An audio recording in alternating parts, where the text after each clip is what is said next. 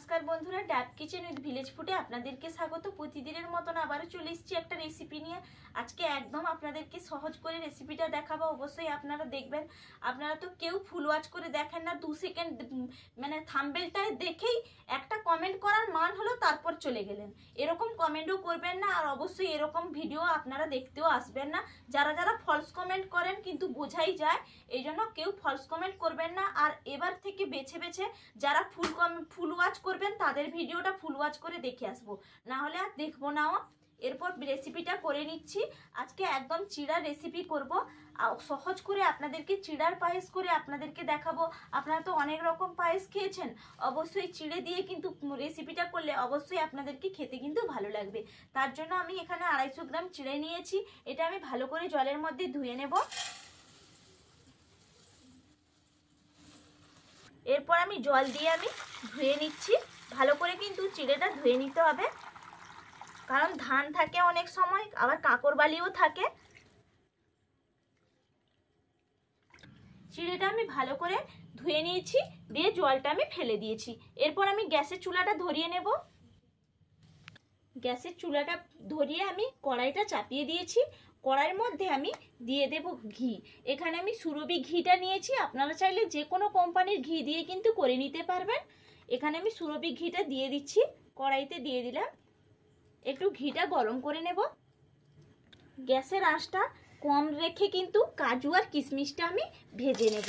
একটু ঘির সঙ্গে নাড়িয়ে নিলে খেতে কিন্তু অসম্ভব সুন্দর লাগে। আমি একটু ঘির সঙ্গে নাড়িয়ে নিচ্ছি। একদম কিন্তু গ্যাসের আঁচটা কম রাখবেন, না হলে কিন্তু পুড়ে যাবে।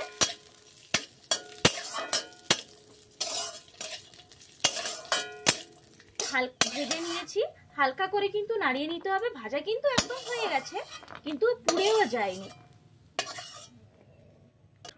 আবারও আমি কড়াইতে দিয়ে দিচ্ছি, পরিমাণ অনুযায়ী একটু ঘি দিয়ে দিলাম।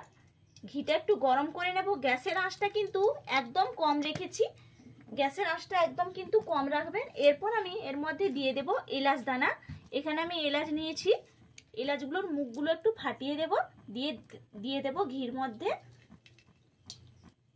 দিয়ে ভালো করে আমি নাড়িয়ে দিচ্ছি।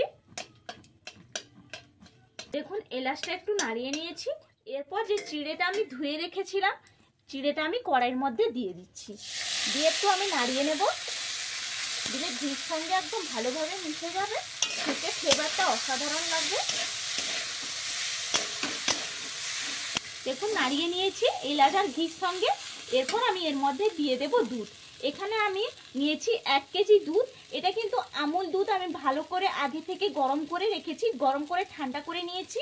আমি এর মধ্যে দিয়ে দিচ্ছি। আপনারা চাইলে কিন্তু গরুর দুধেও কিন্তু করে নিতে পারেন, আবার বাজারে যে প্যাকেট দুধটা পাওয়া যায় সেটা দিয়েও কিন্তু করে নিতে পারেন। এখানে আমি অর্ধেকটা দুধ দিলাম, আর অর্ধেকটা দুধ আমি এখন রেখে দিচ্ছি। এখানে এটা ফুটা পর্যন্ত আমি দুধটা দিয়ে ভালো করে চিড়েটা একদম ফুটিয়ে নেব। তারপর নামানোর পরে আবার দুধটা আমি দিয়ে নামিয়ে নেব। দেখুন একদম কিন্তু ফুটে উঠেছে পায়েসটা। এর মধ্যে আমি দিয়ে দেব, হয়ে যাওয়ার আগেই কিন্তু দিয়ে দিতে হবে চিনিটা। পরিমাপ অনুযায়ী চিনিটা দিয়ে ভালো করে নাড়িয়ে নেবেন। যে যেরকম মিষ্টিটা খাবেন সেই পরিমাণে কিন্তু চিনিটা দিয়ে দেবেন। দিয়ে ভালো করে আমি নাড়িয়ে দিচ্ছি। চিনিটা দেখুন ভালো করে মিশিয়ে নিয়েছি। এরপর আমি এর মধ্যে দিয়ে দেব কাজু কিশমিশগুলো, যে ঘি দিয়ে ভেজে রেখেছিলাম আমি দিয়ে দিচ্ছি। দিয়ে ভালো করে আবারও নাড়িয়ে দেব। খেতে কিন্তু অসম্ভব সুন্দর লাগবে। দেখুন ভালো করে আমার একদম কিন্তু পায়েসটা হয়ে এসছে। এরপর আমি এর মধ্যে দিয়ে দেব লবণ। পরিমাণ অনুযায়ী লবণটা দেবেন। লবণটা দিলে কিন্তু স্বাদটা ভালোই লাগে মিষ্টির সঙ্গে একটু, এই যে পরিমাণ অনুযায়ী এই জন্য লবণটা আমি দিয়ে দিলাম। দিয়ে ভালো করে একটু নাড়াচাড়া করে নেব। দেখুন একদম কিন্তু পায়েসটা হয়ে গেছে।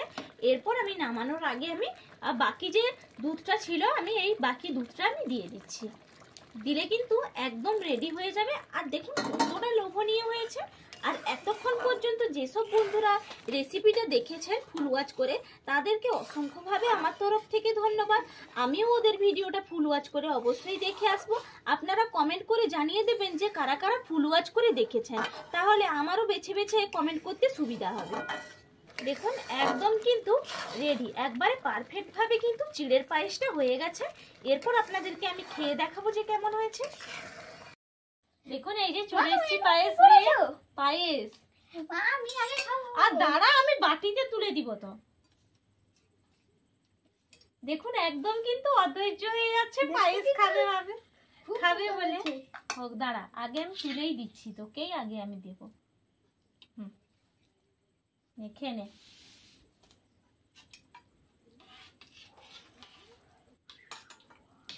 আরে খেয়ে নে।